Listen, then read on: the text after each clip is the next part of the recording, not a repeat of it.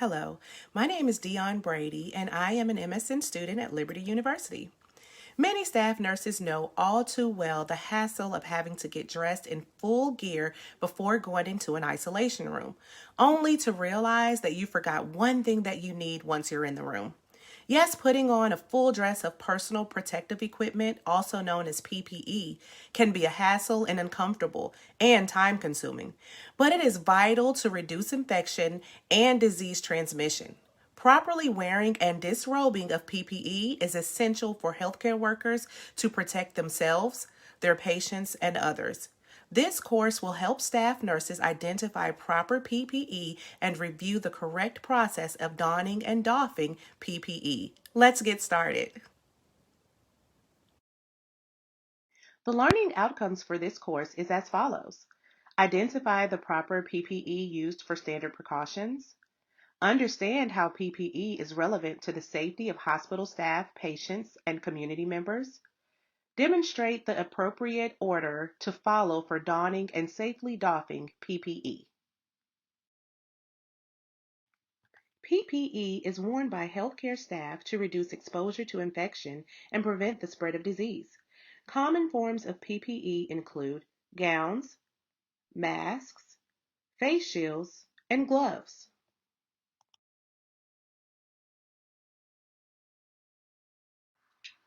Here are the steps for donning PPE. First, you want to apply the gown. Fully cover the torso from neck to knees, arms to end of wrists, and wrap around the back. Fasten at the back of the neck and at the waist. Next, you want to apply your mask or respirator. Secure the ties or elastic bands at the middle of the head and the neck. Fit the flexible band to the nose. Also, make sure that the mask is snug to the face and also below the chin. It's very important to be fit tested for a respirator. Next, you want to place on your goggles or your face shield. Place them over your face and your eyes, and be sure to also adjust to make sure they fit. Lastly, you want to put on your gloves. Be sure to make sure your fingers go all the way down in the gloves and extend the gloves to cover the wrist of the isolation gown. This means the gloves should go on top of the gown, not under. Using these practices will keep you safe at work and protect you and the others from the spread of contamination. Always remember to keep your hands away from your face, limit the surfaces that you touch, change your gloves if they tear or become heavily contaminated, and always perform hand hygiene. Please watch this visual demonstration on donning PPE presented by the Centers for Disease Control. Perform hand hygiene by using alcohol-based hand sanitizer or washing your hands with soap and water for at least 20 seconds. Put on the isolation gown. Tie all ties or snap all snaps. You may need assistance from another healthcare provider.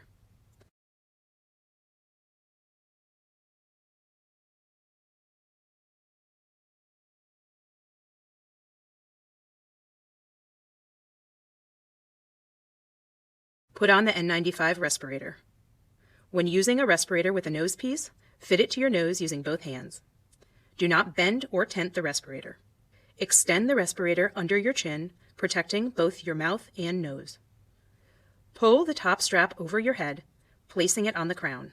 Then pull the bottom strap over your head, placing it at the base of your neck.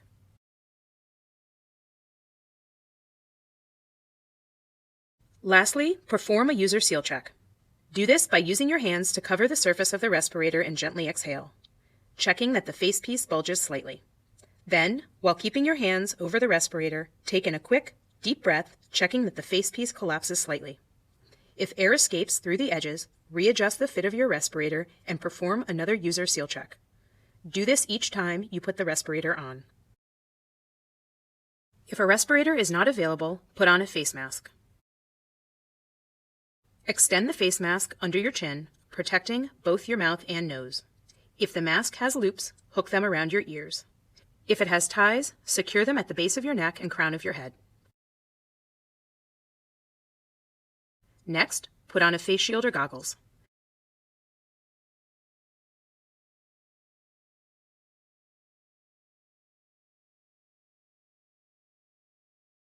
Lastly, put on your gloves.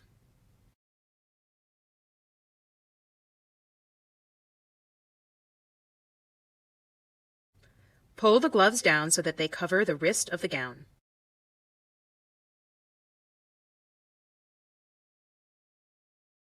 You are now ready to enter the patient's room.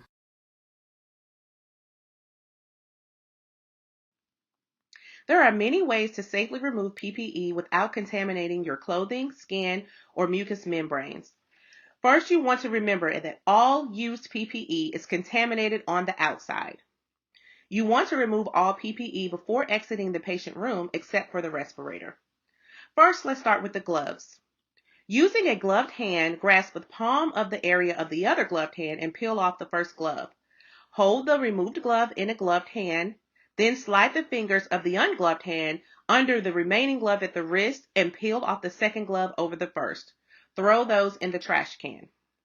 Next, you want to remove your goggles or face shield. Remember to remove those from the back of the head, lifting the band or the earpieces, and then discard in the waste container.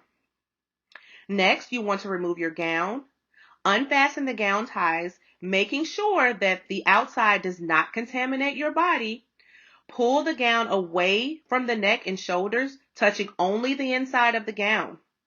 Turn the gown inside out, fold it or roll it, and throw it in the trash can. Lastly, you want to remove your mask. Grasp the bottom ties of the elastic of the mask, then the ones at the top. Remove it without touching the front and throw it in the trash can. And as always, wash your hands or use an alcohol-based hand sanitizer immediately after removing PPE. Please watch this visual demonstration of doffing PPE presented by the Centers for Disease Control. Remove and discard your gloves. Gloves can be removed using more than one technique. For the glove and glove technique, pinch the outside of the glove near the wrist. Peel downwards, pulling the glove inside out.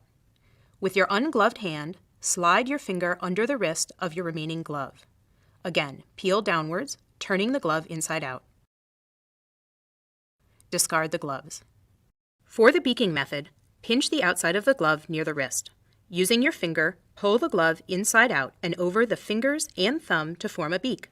With the beaked hand, pinch the opposite glove at the wrist and pull downwards, turning the glove inside out.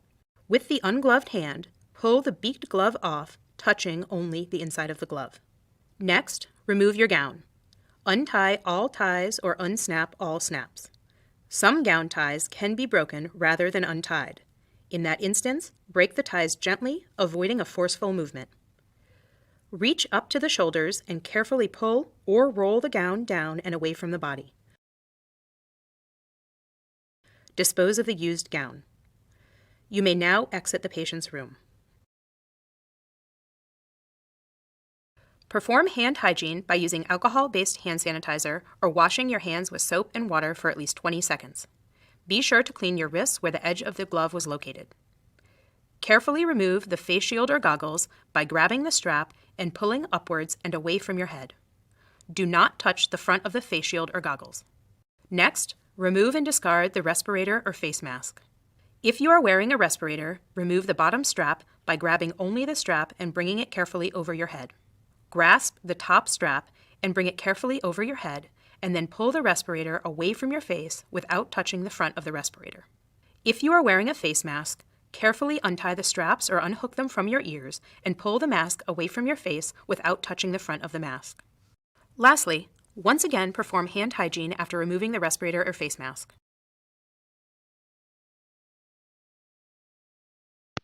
Here are some key points to remember. PPE must be donned correctly before entering the patient area, specifically before contact with the patient. Regardless of PPE, you must perform hand hygiene, including immediately washing your hands after removing all PPE. And if your hands become soiled or contaminated in between steps of removing PPE, perform hand hygiene immediately. Do not wait until you completely remove all your PPE. Now, let's assess your learning.